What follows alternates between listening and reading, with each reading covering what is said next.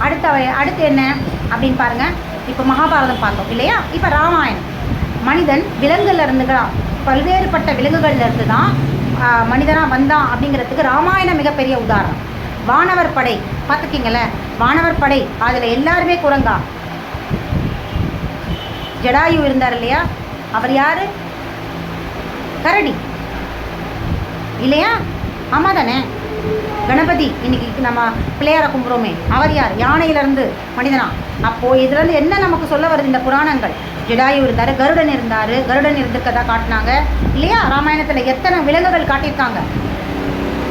ஒவ்வொரு விலங்குகளும் மனித ரூபத்தை காமிச்சாங்களே. ஏன் அப்படின்னா விலங்குகள்லேருந்து தான் மனிதர்கள் உருவாங்கினாங்க அப்படிங்கிற ஒரு அடிப்படையான மனிதகுல வரலாறை பதிவு செய்கிறது தான் ராமாயணம்.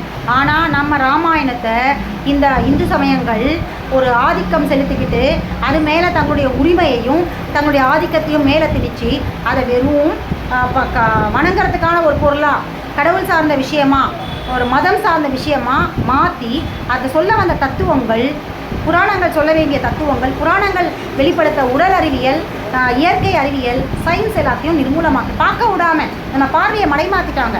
மதம் சார்ந்த விஷயமா அது மேலே ஒரு தீவிரமான வெறி, அது படித்தா ஏதோ கிடைக்கும், இதெல்லாம் தவறான ஒரு விஷயம். அதில் ஏகப்பட்ட விஷயங்கள் உடல் அறிவியலையும் இயற்கை அறிவியலையும் மனிதகுல வரலாற்று சொல்லுது ராமாயணம். மாணவர்கள்லேருந்து தான் மனிதர்கள் பிறந்தாங்க வந்தாங்க அப்படிங்கிறத ரொம்ப அழகாக சொல்லுது. அதே சமயத்தில் வெறும் மாணவர்கள் மட்டும் இல்லை, அதாவது குரங்கினம் வந்து அதிகமாக இருந்தது உலகத்தில். அதாவது பிரபஞ்சத்தில் இந்த உலகம் இருந்ததுலே இந்த உலகத்தில் குரங்கினம் அப்படிங்கிறது அதிகப்படியான ஆதிக்க விலங்குகளாக வந்து குரங்கு இருந்தது. அதனால தான் வந்து பொதுப்படியாக மனிதன் வந்து குரங்குலேருந்து வந்தான் அப்படின்ற ஒரு வார்த்தை பயன்படுகிறது. பலதரப்பட்ட விலங்குகளும் வந்தால், பலதரப்பட்ட விலங்குகள் வந்து அந்தந்த பகுதிகளில் இருந்தப்போ அங்கேருந்து அந்த பணியமைச்சு வரும்போது அந்த ஃபேஸ் கட்டோடு அந்த மனிதர்கள் இருந்தாங்க. எப்படி பார்த்துக்கிட்டிங்கன்னா ஹோமியோசேப்பியன்ஸ் அப்படிலாம் பார்த்துக்கிங்களா, காதுகள் நீண்டு இருந்தது, பற்கள் நீண்டு இருந்தது. இந்த மாதிரியான மனிதர்களும் இப்போவுமே நம்ம எங்கேயாவது பார்த்துருக்கோம். எங்கே பார்க்கலாம்? வெஸ்ட் இண்டீஸை பார்க்குறீங்கல்ல, ரொம்ப பெரிய எக்ஸாம்பிள். வெஸ்ட் இண்டீஸில் எல்லாருமே இன்னமும் அதே அந்த இனம், அந்த ஏப்ஸ் அப்படிங்கிற இனத்திலேருந்து இன்னமும் அந்த ஃபேஸ் கட், அவங்களுடைய வெளிப்புற உறுப்புகள் எல்லாமே இருக்கு இல்லையா? இது ஒன்று போதாதான் இந்த ஆதாம் ஏவாள் இதெல்லாம் கட்டுக்கதை அப்படிங்கிறதுக்கு? இல்லை ஆதாமும் ஏவாளும் வெஸ்ட் இண்டீஸ் மாதிரி இருந்தாங்களா? இப்போ ஆதாமும் ஏவாளும் தான் முதல் பெண் ஆண் அப்படின்னா அப்போ அவங்களுடைய குழந்தைகள் எல்லாருமே அவங்கள ஃபேஸ்கட்டில் தானே இருக்கணும்.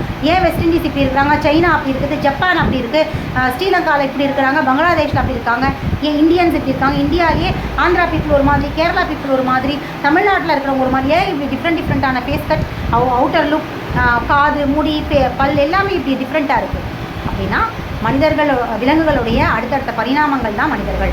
அந்தந்த பகுதியில் தமிழ்நாட்டில் இப்படி இருந்தாங்கன்னா இங்கே ஏதோ ஒரு விலங்கு இப்படியான இப்படியான நம்மளுடைய முகபாவங்களோட முகஜாடைகளோடு இருந்திருக்கு, சாயல்களோடு இருந்திருக்கு, நம்ம அப்படி வளர்ந்துருக்கோம். ஒவ்வொரு விலங்குடைய அடுத்தடுத்த நெக்ஸ்ட் ஸ்டெப்பு தான் நம்ம இன்னைக்கு மனிதன் அப்படின்ற ஒரு பேரோடு இருக்கிற விலங்கு. இதை தான் ராமாயணம் அன்னைக்கு சொல்லுச்சு. இதை சொல்ல வந்ததான் ராமாயணம். இன்னும் நிறைய விஷயங்கள் சொல்லலாம். மனிதனுடைய ஆராசக்தியை சொல்கிறது ராமாயணம். வாலியோடைய ஆராசக்தி எந்த அளவுக்கு பலமாக இருந்ததுன்னா ஒரு எதிர்க்க இருக்கிற மனிதனை பலகீனமாகக்கூடிய சக்தியை பலகீனமாக்கிறதுக்கு கூடிய அளவுக்கு இவனுடைய ஆறாவை அவன் அவ்வளோ பலமாக வச்சுருந்துருக்கான். அப்போ இயற்கையை அவன் நுட்பமாக வந்து உணர்ந்திருக்கான். பலவிதமான பயிற்சிகள் வழியாக அவன் தன்னை வந்து மேம்படுத்தியிருக்கான். இதுதான் மேம்படுத்தினா அப்படின்னே அதீத சக்தி இல்லை. எப்படி விலங்குகள் மனிதனாக மாறுச்சு, எப்படி மாறினாங்க? அவங்களுடைய முயற்சிகள், தொடர் முயற்சிகள், இயற்கையை தேடி பயணிக்க நெக்ஸ்ட் ஸ்டெப்பில் போனான். அப்படி தான் வாலியும் நெக்ஸ்ட் ஸ்டெப்பில் போயிருக்கான். வேறு ஒன்றும் கிடையாது. அதுக்கான முயற்சி தான். பில்லி சூனியம் இதெல்லாம் வைக்கிறதெல்லாம் எப்படி கற்றுக்கிட்டாங்க? இயற்கையை உணர்ந்து. இதெல்லாம் இந்த செயல்கள் எதிர்வினைகள், அதை தான் வந்து செய்வினைகள்னு சொல்லுவாங்க. செய்யோட வினைகள், அவ்வளோதான். செய்வினை அப்படின்ற வார்த்தைக்கான அர்த்தத்தை புரிஞ்சுக்காமையே செய்வினைன்னும் போதே ஒரு தவறான வார்த்தை பயன்பாடாக நம்ம இன்றைக்கி புரிஞ்சுக்கிட்டு இருக்கோம். செயலோட வினை தான். எந்த செயல் செய்கிறோமோ அதற்கான வினைகள் தான் அது. அவங்க செஞ்சது இயற்கையை புரிஞ்சுக்கிட்டு அதோடைய எதிர்வினையை தான் செயல் வினையாக செஞ்சுருக்காங்க. நல்லது அறம் ஒன்று இருக்குன்னா அதர்மமும் ஒன்று இருக்குது, தர்மம் ஒன்று இருக்குன்னா அதர்மமும் ஒன்று இருக்கா இல்லையா? ஒருத்தரை அரவணைச்சு அவங்களுக்கு சிகிச்சை செஞ்சு குணப்படுத்த முடியும்னா அவங்கள நோய்வாய்ப்படுத்தவும் முடியும் இல்லையா? இதுதான் எதிர்வினை. ஒரு வினைக்கு எதிர்வினை, அதுதான் பில்லி சூனியம்ன்ற செய்வினை. அதே மாதிரி தான் இந்த வாலிக்கிட்ட இருக்கிற சக்தியும் அவனுடைய தொடர் முயற்சியும் இயற்கையை உணர்ந்ததும் சித்தர்கள் செய்ததை நம்ம கவனிச்சுக்கலாம். இயேசுநாதர் தொட்டவுனே குணமாச்சு. இதெல்லாம் எப்படி? சித்தர்கள் காற்றுல நடந்தாங்க, தண்ணீர். எப்படி? முயற்சி திருவினையாக்கும். இதை தான் திருவள்ளுவரும் சொல்கிறார். முயற்சி உடையார் இகழ்ச்சி அடையா அப்படிங்கிறார். அப்போ முயற்சி செய்யும்பொழுது எல்லா விதமான விஷயங்களும் சாத்தியம். இங்கேருந்து நிலாவை வணங்கிட்டு இருந்தவங்க அதே நிலாவை இங்கேருந்து நிலானா ஒரு கடவுள், அதை வணங்க தான் முடியும் இடத்துல இருந்து பூஜிக்கப்பட்ட நிலாவில் நீ என்னையா நிலாவை வணங்குற, நான் அங்கேயே போயிட்டு வரலையா? இதுதான் முயற்சி. அப்போ மனிதனை பெரிய சிருஷ்டியோட மேம்பட்ட நிலையாக பார்க்கக்கூடாது. விலங்குகளுடைய அடுத்த நிலைகள். இன்றைக்கி நாயும் போயிட்டு வந்ததா இல்லையா நிலாவில்? இப்போ நாயும் தானே போச்சு. அப்போது இதுதான் செயலுக்கான விளைவு.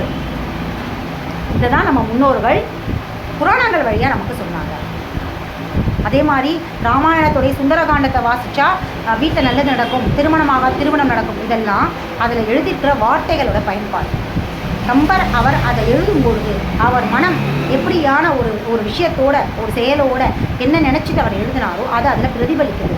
திருக்குறள் அவர் எழுதும்போது இது உலக பொதுமறை ஆகணும்னு அவர் எழுதலையே, பொதுமறை ஆகணும்னு அவர் தான் அனுபவிச்ச கற்றுக்கிட்ட தனக்கு நல்லது செஞ்ச தனக்கு நன்மை பயத்த தான் எப்படி வாழ்ந்துட்டு இருக்கோமோ அந்த உண்மைகளை அப்படியே பதிவு செஞ்சார். நம்ம வார்த்தை நம்மக்கிட்ட உண்மை இருந்தால் அந்த வார்த்தை எதிரியே தாக்கும், அவங்களுக்கு ஒரு மாற்றத்தை கொடுத்துருக்கோம். ஏற்கனவே சொல்லியிருக்கேன் இல்லையா, நான் பசித்து சாப்பிட்டா மட்டும்தான் நான் இன்னொருத்தர்கிட்ட பசித்து சாப்பிடுங்கன்னு சொல்ல முடியும். அப்போ தான் அவங்களுக்கு ஒரு மாற்றம் வரும். அதே தான் திருக்குறள் எழுதின திருவள்ளுவர் அதில் இருக்கிற மாதிரியே அவர் வாழ்ந்ததுனால தான் இன்றைக்கி திருக்குறள் உலகம் முழுக்கவும் அத்தனை பெரிய தாக்கத்தை ஏற்படுத்தியிருக்கு. அவர் வாழாமல் வெறும் பதிவு மட்டும் செஞ்சுருந்தாருன்னா, வெறும் அட்வைஸாக மட்டும் இருந்தது அப்படின்னா இன்றைக்கி திருக்குறள் உலக பொதுமறையாக வந்திருக்காது. இத்தனை பேர் உலக அளவில் இத்தனை பேர்கிட்ட தாக்கத்தை ஏற்படுத்தியிருக்காது. எத்தனையோ மறைநூல்கள், மதம் சார்ந்த மறைநூல்கள் இன்னைக்கு ஒவ்வொரு மதத்துக்கிட்டேருந்தும் பலதரப்பட்ட அறிஞர்கள்கிட்டையும் ஆய்வாளர்கள்கிட்டையும் எத்தனையோ எதிர்கருத்துக்கள் இருக்குது. அதற்கான விளக்கங்கள் இன்னும் சொல்லப்படலை. பயனூல்களுடைய குருமார்களும் அதை பிரச்சாரிகளும் எந்த விதமான அதற்கான பதில்கள் சொல்ல முடியாமல் திணறாங்க. ஆனால் இன்னைக்கும் திருக்குறள் ஆய்வு செஞ்சவங்க உலக அளவில், இங்கே இந்தியாவை விட்டுருங்க, இந்தியாவில் நம்ம என்ன நினைக்கிறோன்னா தமிழர்கள் தமிழினம், அதனால் திருக்குறள் உயர்வாக நினச்சிட்டு ஒரு மேம்போக்கு பார்வையில் ஒரு மௌடிக பார்வையில் கூட நமக்கு அதை பற்றின எதிர்கேள்வி கேட்கணும்னு தோணியிருக்காது. ஆனால் ஒரு தமிழில் எழுதப்பட்ட ஒரு நூலை மொழிபெயர்த்திருக்காங்க. எல்லீசன் மாதிரியான பிரிட்டிஷ்காரன் அதை பற்றின கல்வெட்டுகள் இந்தியாவில் உருவாக்கியிருக்கான். அதை அவ்வளோ போட்டிருக்கிறான், அதை புகழ்ந்திருக்கா. தன்னுடைய வாழ்நாள் லட்சியமாகவும் கனவாகவும் அதை ஒரு கடவுளுக்கு நிகராக வச்சு வணங்கியிருக்கான். அப்படின்னா அப்போது அதுக்கப்புறமா இன்றைக்கும் இருக்கிற இங்கிலாந்து பீப்புள், அமெரிக்கன்ஸ், எத்தனையோ கிறிஸ்துவர்கள் இவ்வளோ ஆதிக்கம் செலுத்துகிற மதாதிபதிகள், மதவாதிகள் இன்னைக்கு வரைக்கும் திருக்குறளிலிருந்து ஒரு எதிர்கேள்வி கூட கேட்கல. எந்த மதத்தை இது இப்படி மதத்தை பற்றி பேசுது அப்படின்னு சொல்லி அதை எதிர்க்கலை. இது வரைக்கும் ஏதாவது ஒரு மதம் சார்ந்தவங்க திருக்குறளில் இருக்கிற ஏதாவது ஒரு குறளை வச்சு அவங்களால எதிர்கேள்வி கேட்க முடியுதா? அகர முதல எழுத்தெல்லாம் ஆதிபகவன் முதற்றே உலகன்னு சொன்ன அந்த வாசகத்தை வச்சு கூட அவங்களால கேள்வி எழுப்ப முடியல. ஏன் அப்படின்னா அந்த திருக்குறளில் அத்தனை விதமான அதை எழுதும்பொழுது அவரை எந்த மதத்தையும் சார்ந்து எழுதலை அப்படிங்கிறதா உண்மை. எந்த கடவுளையும் முன்னிறுத்தலை. திருக்குறளில் சொல்லப்படுற மலர்மிசை ஏகினன் மூதாதையர் வாழ்ந்த மனிதன் பற்றி தான் எழுதியிருக்கார். கடவுளோ மதமோ அவர் குறிப்பிடலை. அதே மாதிரி ஆதி பகவன்றது எந்த கடவுளும் இல்லை, அதுக்கு பின்னாடி வேறு ஒரு தத்துவத்தை அவர் சொல்லியிருக்கார். அதனால தான் அதை எதிர்த்து யாராலையும் கேள்வி கேட்க முடியல. அவர் ஒருவேளை ஏதோ ஒரு மதத்தையோ ஏதோ ஒரு கடவுளையோ முன்னிறுத்தி இருந்தார்னா நிச்சயமாக ஏகப்பட்ட கேள்விகள் தன்னியல்புல மனிதர்களுக்குள்ளே தோன்றிருக்கும். ஆனால் இன்னைக்கு திருக்குறளை பற்றின எந்த எதிர்கேள்வியும் கேட்க முடியலை அப்படின்னா அதில் கேட்க முடியாத அளவுக்கு அந்த உண்மை தத்துவம் மட்டும்தான் இருக்குது. அந்த உண்மை அவர்களை தாக்குது, எதிர்கேள்வி கேட்க விடாத அளவுக்கு அவங்களை தடுக்குது. இதான் திருக்குறளில் இருக்கிற மிகப்பெரிய சூட்சமம். உலக அளவில் இருக்கிற பெரிய பெரிய ஞானிகளால் கூட இன்னைக்கு எதுவுமே அதில் இருக்கிற ஒரு கருத்து கூட எதிர்கருத்து வைக்க முடியாத இருக்குன்னா இதற்கு காரணம் திருக்குறள் உண்மையாக அவர் வாழ்ந்ததுனால தான். தொடர்ந்து நம்ம அடுத்த விஷயத்தை பற்றி பேசுவோம்.